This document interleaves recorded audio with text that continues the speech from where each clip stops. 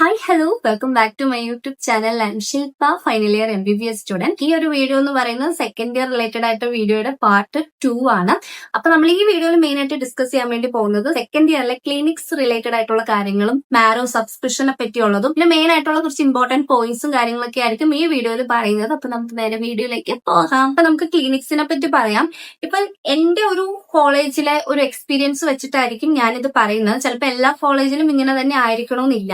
ഇപ്പൊ ഞങ്ങളുടെയൊക്കെ കോളേജിലെ സെക്കൻഡ് ഇയർ എന്ന് വെച്ചിട്ടുണ്ടെങ്കിൽ മെയിൻ ആയിട്ടും ഒരു ഓറിയന്റേഷൻ ആയിരുന്നു നമുക്ക് ഉണ്ടായിരുന്നത്. ഓറിയന്റേഷൻ എന്ന് വെച്ചിട്ടുണ്ടെങ്കിൽ നമ്മൾ എങ്ങനെയാണ് ഒരു കേസ് എഴുതേണ്ടത്, അതാണ് മെയിൻ ഫോക്കസ് ആയിട്ട് നമ്മൾ എല്ലാ ഡിപ്പാർട്ട്മെന്റിലും നമുക്ക് നന്നായിട്ട് പഠിപ്പിച്ചുകൊണ്ടിരുന്നത്.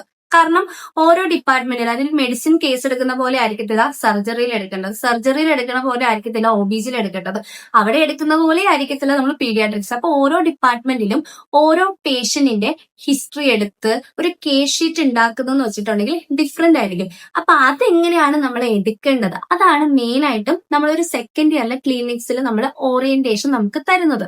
അതെന്ന് പറയുന്നത് വളരെ ഇമ്പോർട്ടന്റ് ആയിട്ടുള്ള ഒരു കാര്യമാണ്. കാരണം നമ്മളിപ്പോ ഒരു പേഷ്യന്റിന്റെ അടുത്ത് ചെന്നു, നമ്മള് പേര്, വയസ്സ്, സ്ഥലം, ജോലി, അങ്ങനത്തെ കാര്യങ്ങളൊക്കെ നമ്മൾ എഴുതും, ബയോഡേറ്റ.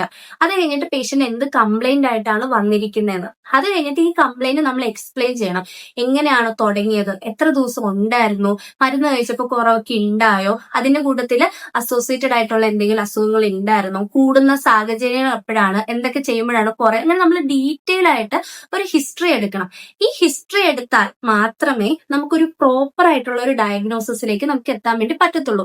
സിമ്പിൾ ആയിട്ട് പറയുകയാണെങ്കിൽ ഇപ്പൊ ഒരാൾ പനി, ചുമ അല്ലെങ്കിൽ ശ്വാസമുട്ടലായിട്ട് വന്നിട്ടുണ്ടെങ്കിൽ അതിൽ പല കാരണങ്ങളും കൊണ്ടായിരിക്കും. ചിലപ്പോൾ അതൊരു ന്യൂമോണിയ ആയിരിക്കാം, അതല്ലെങ്കിൽ ഒരു ആസ്മ ആയിരിക്കാം, അങ്ങനെ പല പല അസുഖങ്ങൾ കൊണ്ടായിരിക്കും വരുന്നത്. ഇതിൽ നിന്ന് കറക്റ്റ് ആയിട്ടുള്ള ഡയഗ്നോസിസിൽ എത്തണമെങ്കിൽ നമുക്ക് പ്രോപ്പർ ആയിട്ട് നമ്മൾ ഹിസ്റ്ററി എടുത്താലേ പറ്റത്തുള്ളൂ. അപ്പൊ അതിന്റെ ഒരു ഓറിയന്റേഷൻ ആയിരിക്കും മെയിൻ ആയിട്ട് നമുക്ക് സെക്കൻഡ് ഇയർ നമുക്ക് കിട്ടാൻ വേണ്ടി പോകുന്നത്. അപ്പൊ അത് നല്ലതുപോലെ തന്നെ നിങ്ങൾ ഇമ്പോർട്ടന്റ് ആയിട്ട് പഠിക്കണം. സത്യം പറഞ്ഞിട്ടുണ്ടെങ്കിൽ ഇപ്പൊ ഞാൻ ഫൈനൽ ഇയർ ഒക്കെ ഇരിക്കുന്ന സമയത്താണ് ഈ ഒരു ഹിസ്റ്ററി ടേക്കിന് എത്രയും ഇമ്പോർട്ടൻസ് ഉണ്ടായിരുന്നത്, അല്ലെങ്കിൽ സാറുമാർ അന്ന് ക്ലാസ്സിൽ ഇരുന്ന് കുറേയൊക്കെ പറഞ്ഞു തന്നത് ഇതൊക്കെ ആയിരുന്നല്ലോ എന്നൊരു ബോധം നമുക്ക് വന്നിരുന്നു.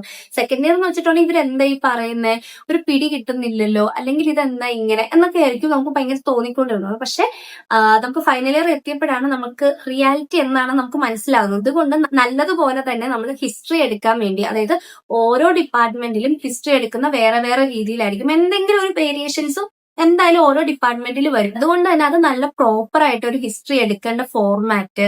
ഇപ്പൊ ഉദാഹരണത്തിന് ഇപ്പൊ ഒരു പനി വരുവാണെങ്കിൽ ഈ പനി റിലേറ്റഡ് ആയിട്ട് നമ്മൾ കുറെ കാര്യങ്ങളൊക്കെ ചോദിക്കും. അത് എന്തൊക്കെയാണ് ചോദിക്കേണ്ടത്. അപ്പൊ ഈ ചില പേഷ്യന്റ് പറയും ഒരു ദിവസം ഫുൾ എനിക്ക് പനിയുണ്ട്, ചില പേഷ്യന്റ് പറയും എനിക്കൊരു ദിവസം ഇടവിട്ടാണ് പനി വരുന്നത്. അപ്പൊ നമുക്ക് ഇതിന് നമുക്ക് മനസ്സിലാവും ഒരു ദിവസം ഫുൾ ആയിട്ട് വരണമെങ്കിൽ ഇന്ന അസുഖം ഉണ്ടായിരിക്കും, ഇടവിട്ടാണ് വരുന്നതെങ്കിൽ നമുക്ക് ഈ അസുഖം ഉണ്ട്. അപ്പൊ അങ്ങനെ നമുക്ക് ഒത്തിരി അസുഖങ്ങളെ ഡിഫറൻഷിയേറ്റ് ചെയ്യാൻ വേണ്ടി പറ്റുന്നതാണ് ഈ ഒരു കേസ് എടുക്കുന്നത്. അപ്പൊ അത് നല്ല പോലെ സെക്കൻഡ് ഇയർ തന്നെ നമ്മൾ പഠിക്കുവാണെങ്കിൽ നമുക്ക് പിന്നെ ഓരോ വർഷം കുറച്ചുകൂടെ ഈസി ആയിരിക്കും. നമ്മുടെ ക്ലിനിക്കൽ നോളജ് കുറച്ചുകൂടെ നമുക്ക് ഡെവലപ്പ് ചെയ്യാൻ വേണ്ടി പറ്റും.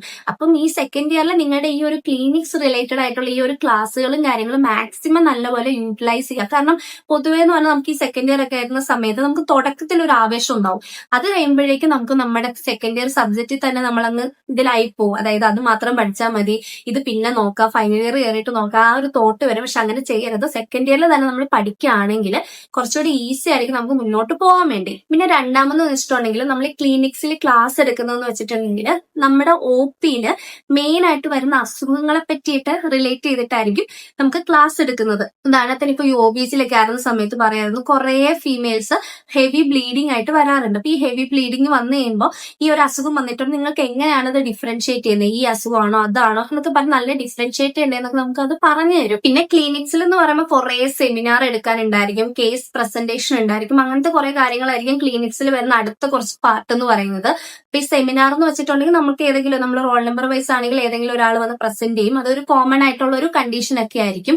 അപ്പൊ അതിനെ പറ്റി ഡീറ്റെയിൽ ആയിട്ട് മാം ക്ലാസ്സിൽ എടുക്കും. ആ സമയത്ത് ഞാൻ പറയുകയാണെങ്കിൽ ഇപ്പൊ ഉദാഹരണത്തിൽ പറയുകയാണെങ്കിൽ ഞങ്ങൾ സെക്കൻഡ് ഇയർ ആയിരിക്കുമ്പോൾ തൊട്ട് തന്നെ നമ്മൾ OB-ജിൽ കേൾക്കുന്നതാണ് GDM, ഹൈപ്പർ ടെൻഷൻ, അങ്ങനത്തെ പിന്നെ AUB എന്നൊക്കെ പറയും. കുറെ കണ്ടീഷൻസ് എന്ന് പറഞ്ഞാൽ കുറച്ച് കോമൺ ആയിട്ടുള്ളതാണ് OB-ജിൽ എന്ന് പറഞ്ഞാൽ. അപ്പൊ അത് ഇവര് സെക്കൻഡ് ഇയർ തൊട്ടേ നമ്മൾ എടുക്കുന്നതാണ്. കാരണം അത് അവരെടുക്കാൻ കാരണം നമ്മുടെ ക്ലിനിക്സിൽ കൂടുതലായിട്ട് വരുന്ന ഒരു കണ്ടീഷനാണ് ഇതൊക്കെ.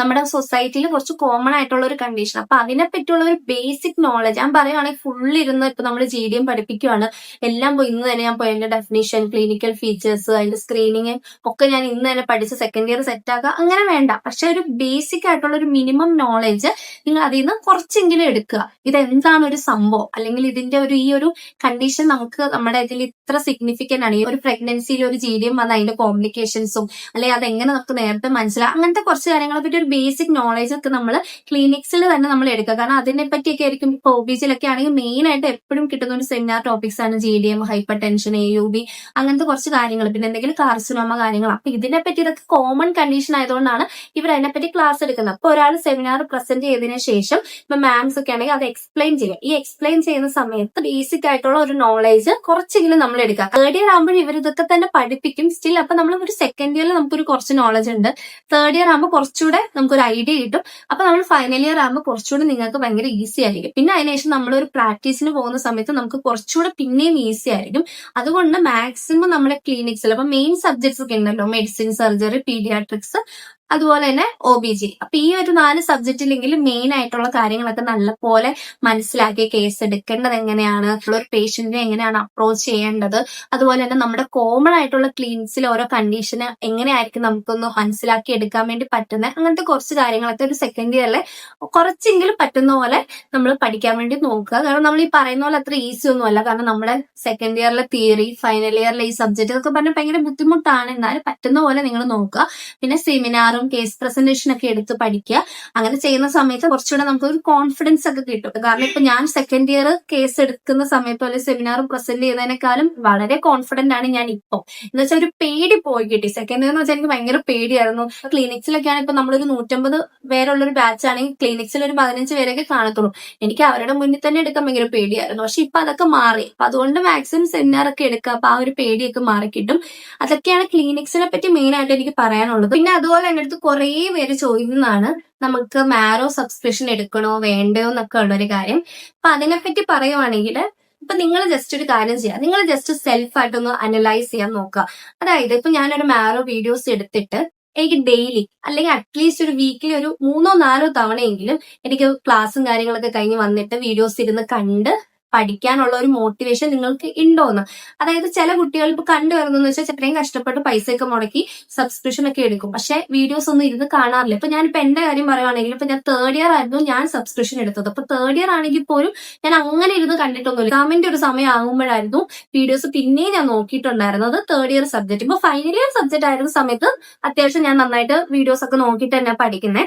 തേർഡ് ഇയർ ഒന്നും അങ്ങനെ യൂസ് ചെയ്തിട്ടില്ല. അപ്പൊ നിങ്ങൾ ജസ്റ്റ് ഈ പറഞ്ഞ പോലെ എടുത്തിട്ട് വെറുതെ ആ ഒരു വർഷത്തെ ആ ഒരു പ്ലാൻ കളയുന്നതിനേക്കാളും ബെറ്റർ എന്ന് പറയുന്നത് പിന്നീട് ഏറ്റവും നിങ്ങൾക്ക് ആവശ്യമുള്ള ഒരു ടൈം എടുക്കുന്നതാണോ വേണ്ടോന്ന് നിങ്ങൾ ജസ്റ്റ് അനലൈസ് ചെയ്യുക. എന്നാൽ അതേ സമയത്ത് തന്നെ മാരോ സബ്സ്ക്രിപ്ഷൻ ഫസ്റ്റ് ഇയറിനോ അല്ലെങ്കിൽ സെക്കൻഡ് ഇയറിനോ എടുത്തിട്ട് റെഗുലർ ആയിട്ട് ഇരുന്ന് പഠിക്കുന്ന കുട്ടികളുണ്ട്. കാരണം ഇപ്പൊ നമ്മുടെ ക്ലിനിക്സ് എന്ന് പറയുന്നത് മെയിൻ ആയിട്ട് നമ്മുടെ ഫൈനൽ ഇയർ സബ്ജക്റ്റ് ആണ്. ഇപ്പൊ ഞാൻ പറഞ്ഞു ഫൈനൽ ഇയർ സബ്ജക്റ്റിൽ മെയിൻ ആയിട്ടുള്ള ഇമ്പോർട്ടന്റ് ആയിട്ടുള്ള കോമൺ കണ്ടീഷൻസ്, നമുക്ക് മെയിൻ ആയിട്ടുള്ള ഇമ്പോർട്ടന്റ് ആയിട്ടുള്ള എക്സാം റിലേറ്റഡ് ആയിട്ടുള്ള ടോപ്പിക്സ് ഒക്കെയാണ് അവിടെ നമ്മുടെ ക്ലിനിക്സിൽ നമ്മൾ അവിടെ എടുക്കുന്നത്.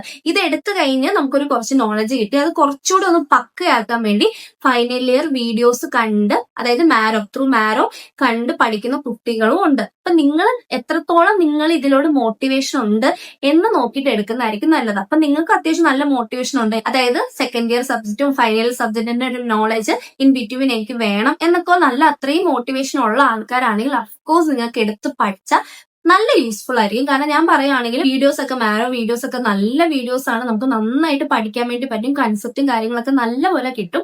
അത് നിങ്ങൾ അത്രയും യൂട്ടിലൈസ് ചെയ്യണം, അത്രേ ഉള്ളൂ. നിങ്ങൾക്ക് അത്രയും യൂട്ടിലൈസ് ചെയ്യുവാണെങ്കിൽ മാരോ ഒക്കെയാണ്. ഞാൻ അത് യൂസ് ചെയ്യുന്നുണ്ട് ഞാൻ പറയാണ്. അതേ സമയത്ത് നിങ്ങൾക്ക് അത് മോട്ടിവേഷൻ അത്രയും കിട്ടത്തില്ല. ചിലപ്പോൾ നിങ്ങളത് എടുത്തു കഴിഞ്ഞാൽ വീഡിയോ ഇരുന്ന് സ്ഥിരമായിട്ട് കാണോ ഇല്ലെന്നൊരു ഉറപ്പില്ലെങ്കിൽ ഇപ്പൊ എടുക്കാതെ ഒരു തേർഡ് ഇയറോ അല്ലെങ്കിൽ ഫൈനൽ ഇയർ ഒക്കെ ആകുമ്പോൾ എടുക്കുന്നതായിരിക്കും ഏറ്റവും ഉപകാരപ്പെടുത്തുള്ളൂ എന്നാണ് എന്റെ ഒരു അഭിപ്രായം. ഇപ്പൊ നിങ്ങൾ ജസ്റ്റ് നിങ്ങളൊന്ന് അനലൈസ് ചെയ്തിട്ട് നിങ്ങൾ തീരുമാനം എടുക്കുന്നതായിരിക്കും ഏറ്റവും നല്ലത്. ഇനി ലാസ്റ്റ് ആയിട്ട് ഒരു ഇപ്പൊ എന്തോ ഞാനൊരു ഫൈനൽ ഇയർ നിൽക്കുന്ന സമയത്ത് ഒരു സെക്കൻഡ് ഇയറിൽ ഇപ്പൊ എനിക്ക് കുറച്ചുകൂടെ എന്തെങ്കിലും മാറ്റം കൊണ്ടുവരാൻ പറ്റിയിരുന്നെങ്കിൽ എന്ന് ഞാൻ ആലോചിക്കുന്ന ഒരു കുറച്ച് കാര്യങ്ങൾ എന്ന് വെച്ചിട്ടുണ്ടെങ്കിൽ ഇപ്പൊ ഞങ്ങൾ സെക്കൻഡ് ഇയർ കയറിയ സമയത്ത് നമുക്കൊന്നും എന്താ ഇവിടെ നടക്കുന്നതെന്ന് അറിയത്തില്ല. നമ്മൾ ക്ലിനിക്സിൽ പോകുന്നു, അവർ പഠിപ്പിക്കുന്നു, നമ്മൾ തിരിച്ചു വരുന്നു. അപ്പൊ ഇതിന്റെയൊക്കെ ഇമ്പോർട്ടൻസ് എന്താണ്? അതായത് ഇതൊക്കെ നമ്മൾ എപ്പോഴാണ് അപ്ലൈ ചെയ്യേണ്ടത്, ഇതൊന്നും നമുക്കൊരു ഐഡിയ ഉണ്ടായിരുന്നില്ല. നമ്മൾ അവിടെ ചെല്ലുന്നു. പിന്നെ ഞാൻ എസ് ആയതുകൊണ്ട് തന്നെ നമുക്ക് അത്ര ഇമ്പോർട്ടന്റ് അല്ലാത്ത ചില ഡിപ്പാർട്ട്മെന്റിൽ നിന്നാണ് സ്റ്റാർട്ട് ചെയ്തത്. റേഡിയോളജി, ഡെർമറ്റോളജി, അതിൽ നിന്നൊക്കെയായിരുന്നു ഞാൻ സ്റ്റാർട്ട് ചെയ്ത സമയത്ത്.